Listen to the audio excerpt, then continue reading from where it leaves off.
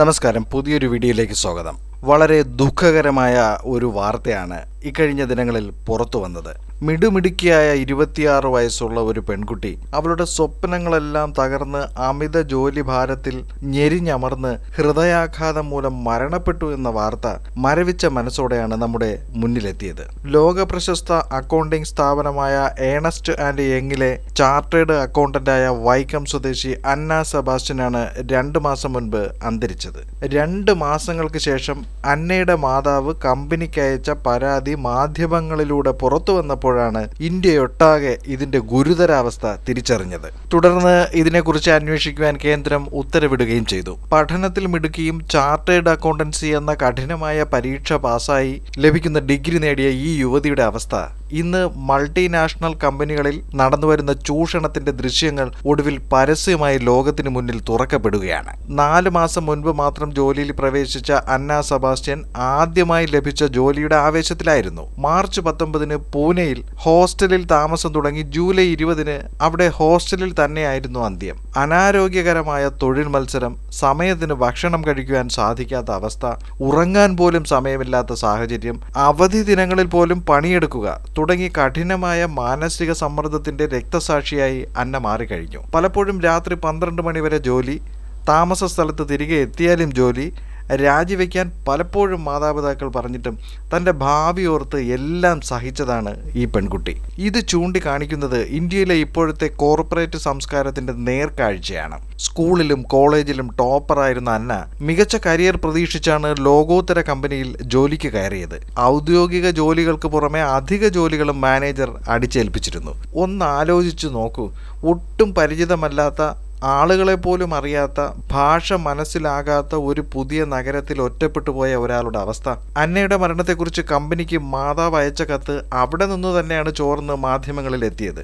ആരോടും എതിർത്തു പറയാനോ നോ പറയാനോ അറിയാത്ത കുട്ടിയായിരുന്നു അന്ന. പല സ്ഥാപനങ്ങളും ജീവനക്കാരെ പിഴിഞ്ഞ് പരമാവധി പണിയെടുപ്പിച്ച് ഉൽപാദനക്ഷമത കൂട്ടുവാനാണ് ശ്രമിക്കുന്നത്. ചിലർ സംഘർഷം താങ്ങാനാകാതെ ജോലി ഉപേക്ഷിച്ചു പോകും. ഒരു വർഷം ഇത്തരത്തിൽ 10-15 പേർ ഓരോ കമ്പനികളിൽ നിന്നും ജോലി ഉപേക്ഷിക്കുകയാണ്. മറ്റുള്ളവർ വേറെ വഴിയൊന്നുമില്ലാതെ അവിടെ തന്നെ കത്തിത്തീരും. പറ്റുന്ന കാലം മാടുപോലെ പണിയെടുത്ത് പരമാവധി കാശ് സമ്പാദിക്കാമെന്ന് ലഭിക്കുന്ന ഉപദേശം കാരണം എന്തു മാനസിക പീഡനം സഹിക്കുവാനും യുവാക്കൾ തയ്യാറാകുകയാണ്. മിഡിൽ മാനേജർമാരെ അടക്കം അത്തരത്തിലാണ് കമ്പനികൾ പാകപ്പെടുത്തി എടുത്തിരിക്കുന്നത്. ഇതാണ് തൊഴിൽ സംസ്കാരം എന്ന് അവരെ പൊതുവെ ബോധ്യപ്പെടുത്തുകയും ചെയ്യുന്നു.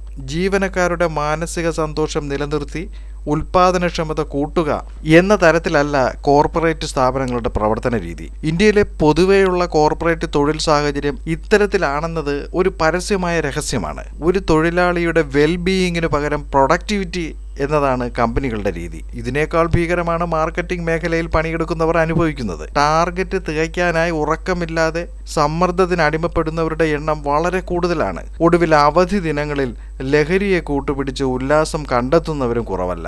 അമിത ജോലിഭാരത്താൽ ഉറക്കക്കുറവ്, ഭക്ഷണമില്ലായ്മ, രോഗപ്രതിരോധ ശേഷി കുറയുക, രക്തസമ്മർദ്ദം, ശരീരവേദന തുടങ്ങിയ പല ശാരീരിക ബുദ്ധിമുട്ടുകൾ അനുഭവിക്കുന്നവരാണ് കോർപ്പറേറ്റ് സ്ഥാപനങ്ങളിൽ അധികവും, പ്രത്യേകിച്ചും തുടക്കക്കാർ.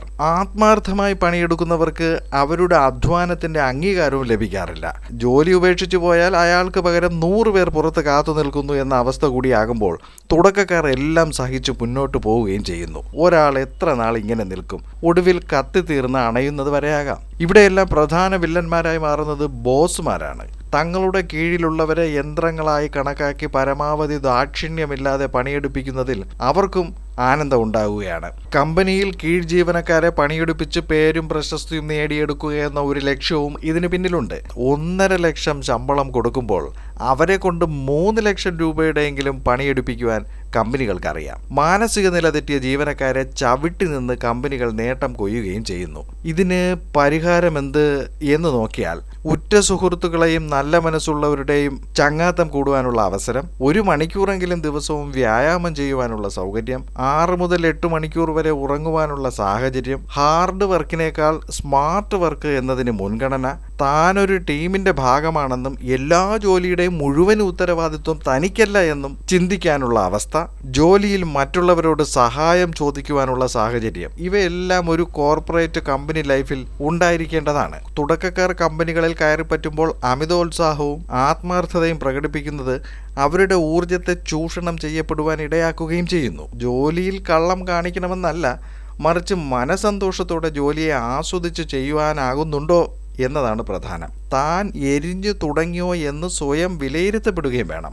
ജീവനക്കാരെല്ലാം യന്ത്രങ്ങളല്ല, മറിച്ച് ജീവനുള്ള മനുഷ്യരാണെന്ന ചിന്ത HR ലെവലിലും ഉണ്ടാകുകയും പരസ്പര സഹകരണത്തോടെ കൂട്ടായ പ്രവർത്തനം നടത്തുകയും ചെയ്യുന്നത് കമ്പനികളുടെ ഉയർച്ചയ്ക്ക് ഗുണപ്രദമാകും. തൊഴിലിനെ മനുഷ്യാധ്വാനത്തിന്റെ അളവിൽ കൃത്യമായി വിഭജിച്ച് നൽകി തൊഴിലാളികളെ സഹകരിപ്പിച്ചു കൊണ്ടുപോവുകയും വേണം.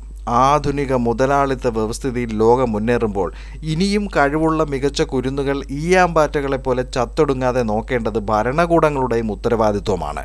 തൊഴിൽ നിയമങ്ങൾ പാലിക്കപ്പെടുന്നുണ്ടോ എന്ന് പരിശോധിക്കപ്പെടാനും അമിത ചൂഷണത്തിന് മൂക്കുകയറിടാനും ഉള്ള നിയമനിർമ്മാണങ്ങൾ ഇനിയെങ്കിലും നടപ്പിലാക്കാൻ കഴിയട്ടെ.